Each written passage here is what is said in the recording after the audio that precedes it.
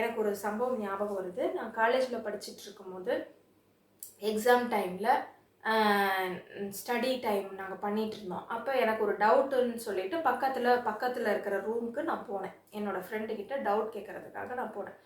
அப்போ ஒவ்வொரு ரூமில் 4 பேர் ஷேரிங். அப்போ அந்த ரூமுக்கு போகும்போது இன்னொரு பொண்ணு வந்து அந்த நான் டவுட் கேட்க போன பொண்ணுக்கிட்ட பேசிகிட்டு இருக்காங்க. இந்த மாதிரி எனக்கு ரொம்ப ஃபீவரிஷாக இருக்குது, தலைவலியாக இருக்குது, எனக்கு தூக்கமே வரமாட்டேங்குது, எக்ஸாம் வேறு இருக்குது, படிக்கவே முடியல, தூக்கம் சுத்தமாக வர மாட்டேங்குது, எனக்கு தூக்க மாத்திரை கொஞ்சம் தரியான்னு கேட்டாப்புல.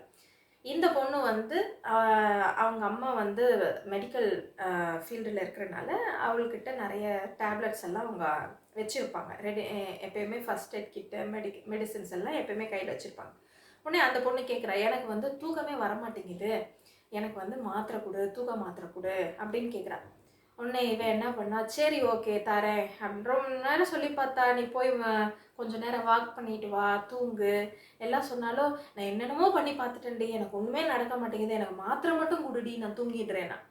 உடனே இவ்வளோ டேபிளை ஓப்பன் பண்ணாப்புல எடுத்தா ஒரு மாத்திரை எடுத்தாங்க, அவங்களுக்கு கொடுத்தாங்க, அவங்களும் சாப்பிட்டுட்டு படுத்துட்டாங்க. அவ்வளோதான். அடுத்த நாள் காலையில் நான் போகிறேன், அவங்க தூங்கிட்டு அப்போ தான் எந்திரிச்சாங்க.